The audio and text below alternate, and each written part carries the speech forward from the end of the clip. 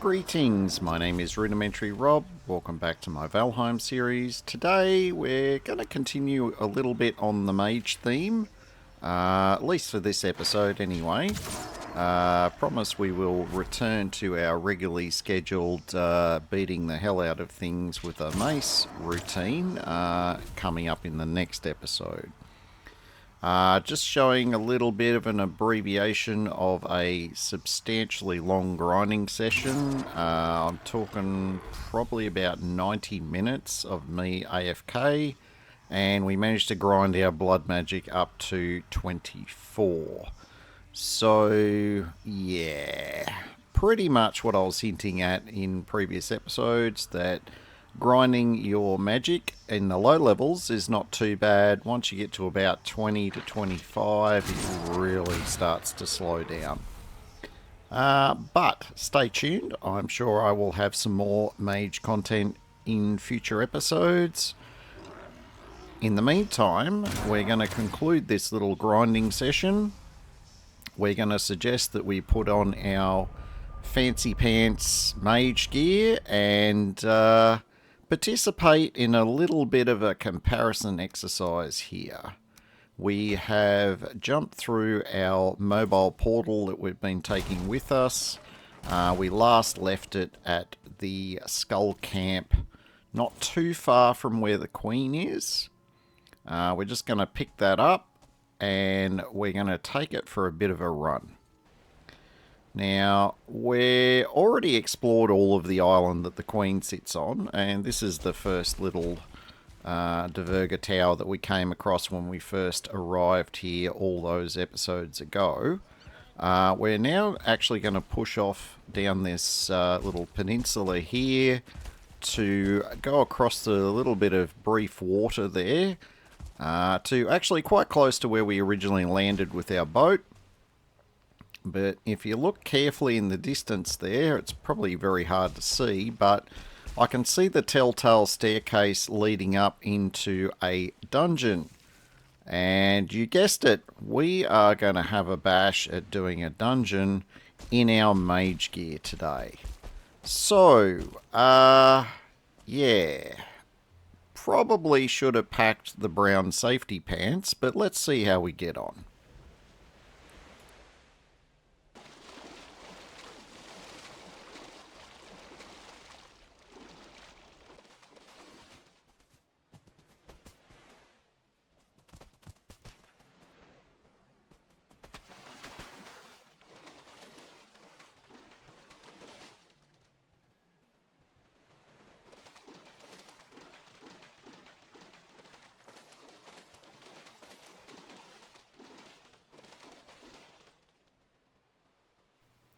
Yeah, we're taking this one gently. As you can see there, that is definitely a dungeon entrance, protected by the usual array of 3 cockroaches. So, given the experimental nature of this experiment, we are definitely keeping a portal on standby in case the experiment does not go favourably.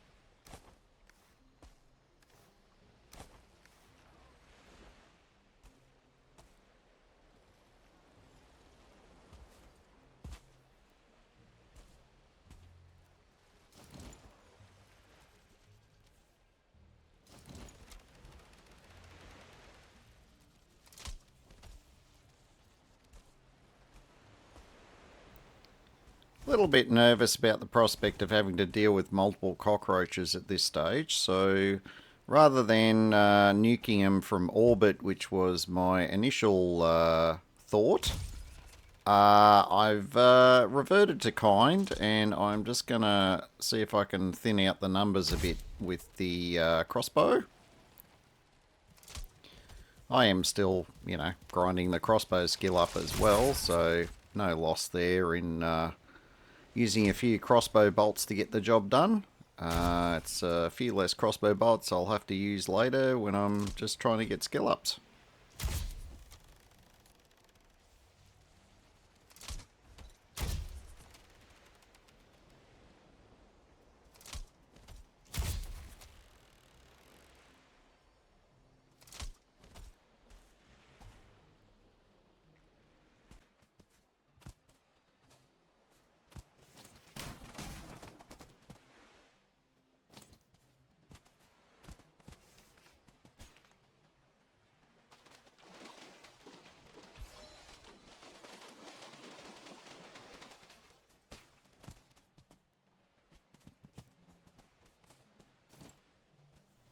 Alright, here we are safely at the entrance. Once again, throwing our emergency portal down.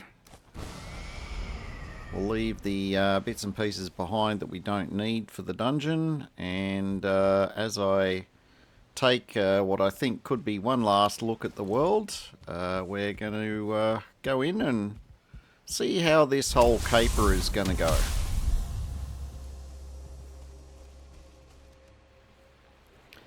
Now, if you remember the previous episode, I did extol the virtues of the mage. However, a lot of the fancy pants throwing of fireballs was done out in the open where I had plenty of room to run around and kite things. This episode, you're going to see how well that translates into a confined dungeon environment.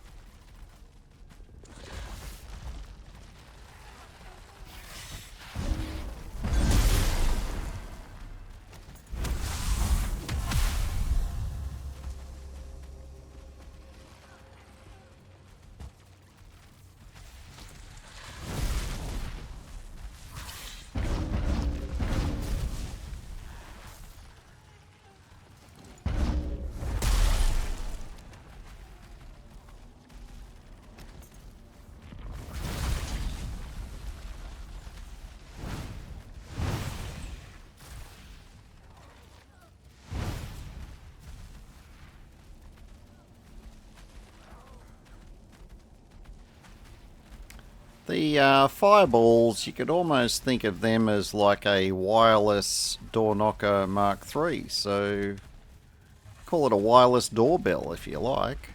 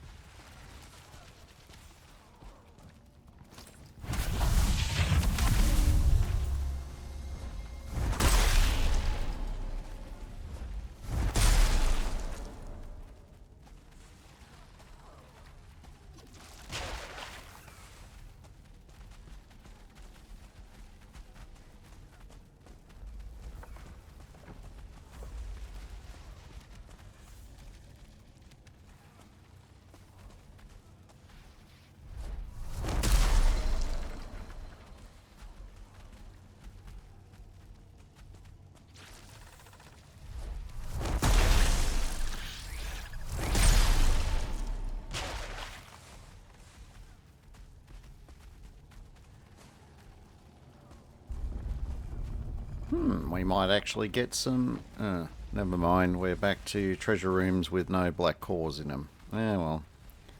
Yeah, you will see me use the door knocker quite a bit. It actually is still extremely useful. Could I just use fireballs everywhere where I use the door knocker? Yeah, the blast radius is broadly similar to what the damage area is for the door knocker, and they both share blunt damage. It's just the fireballs also do fire damage, so could you go without a door knocker?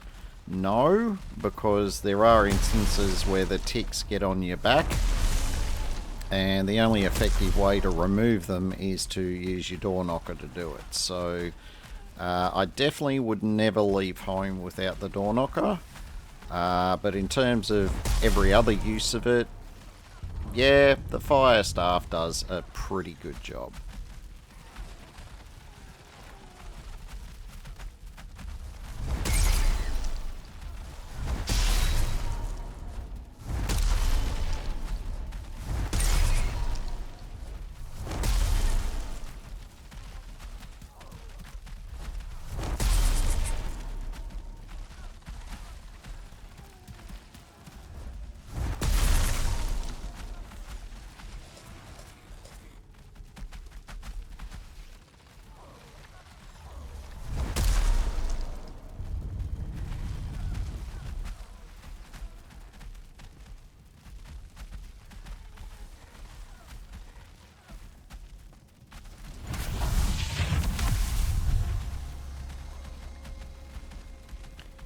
There is definitely the telltale stomp stomp stomp of a Seeker soldier somewhere. It does only sound like the one, so I'm still feeling okay about this little dungeon run. And so far, I think it's been going okay. Leave a comment down below if you like the idea of running around these dungeons in mage gear, or whether you are a dyed-in-the-wool, armour needs to be at least 3 feet thick to, enter a dungeon.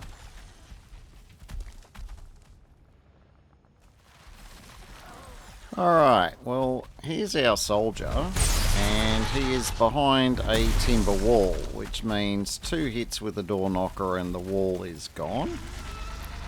But it is in very close proximity to our entrance, so we're going to make use of our little entrance ledge here to see if we can keep our soldier friend at arm's length.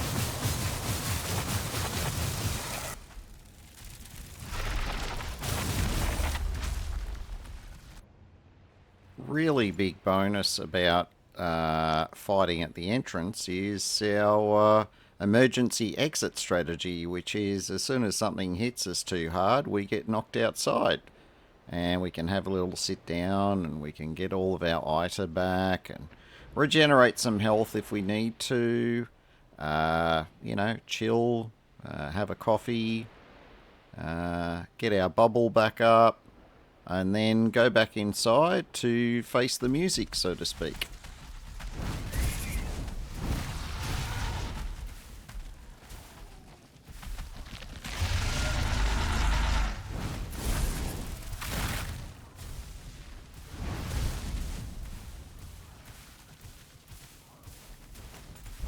There's almost something poetic about actually being able to, cook the enemy for a change instead of being cooked by the enemy.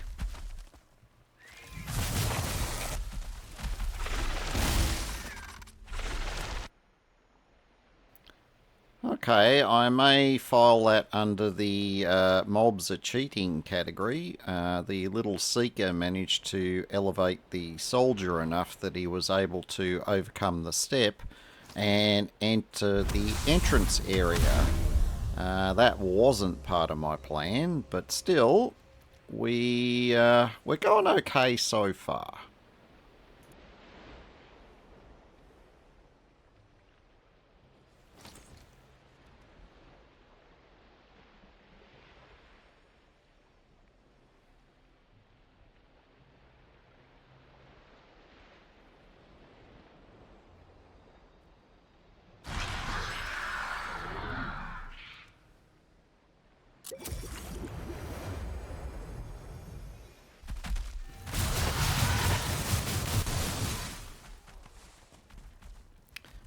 Yeah, I prepared for the absolute worst with zoning in there, taking the potion, popping bone mass.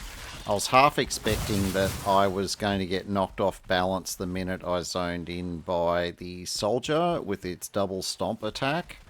And I knew all I had to do in that case was just be able to weather the storm long enough to be able to get the damage out. As it turns out, the soldier was just chilling, and so I made him chill a bit harder until he died.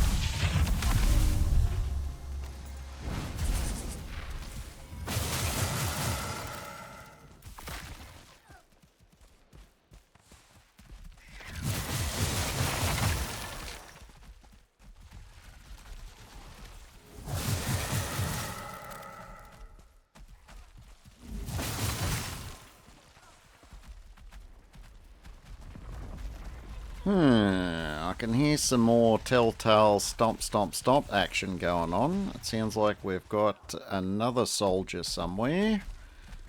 I'm going to guess he's down the bottom of these stairs. So this might show you a little bit of what the alternative might have been to the somewhat interesting scenario posed in a previous episode when you have soldiers at the bottom of the stairs.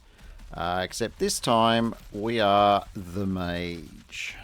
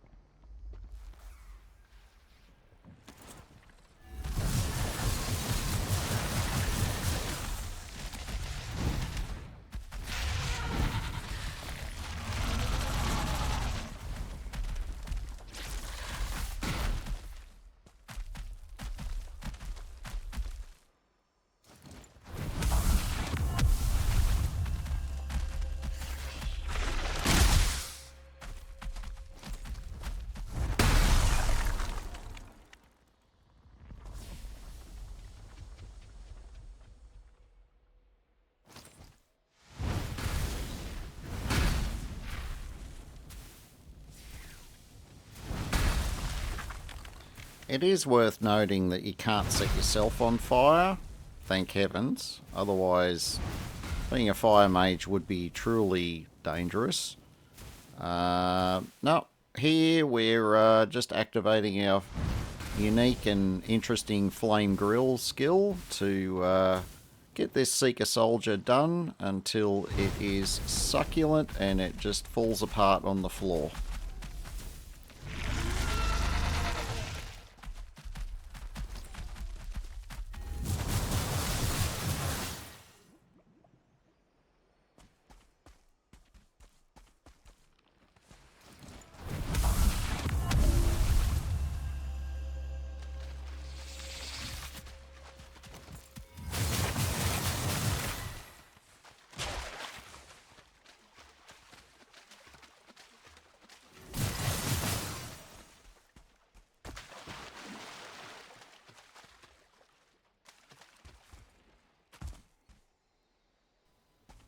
Oh, thank God we found a queen locator.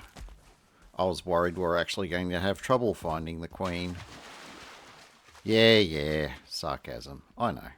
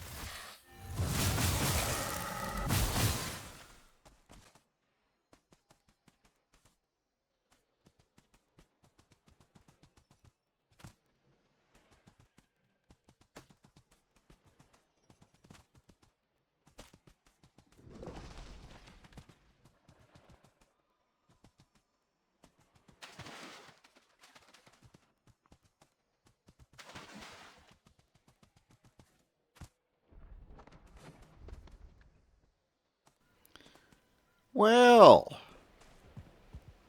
how did that go, guys?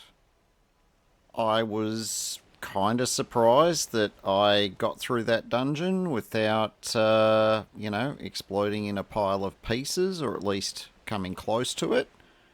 Couple of observations. That wasn't actually a particularly terrible dungeon to be running a mage through, because it was, quite low in terms of the number of seekers and the number of soldiers. And we didn't come across anything that had a 1 star or higher on it. So, well, ignoring ticks, obviously. So that was a pretty forgiving run. And honestly, I don't know how I would go against harder targets with such low skills. But we can always test that out in the future. We've reached the end of this episode. If you've enjoyed it, don't forget to give me a thumbs up and to subscribe if you haven't already subscribed. In the meantime, my name is Rudimentary Rob. Thank you very much for watching, and have yourself an absolutely fantastic day.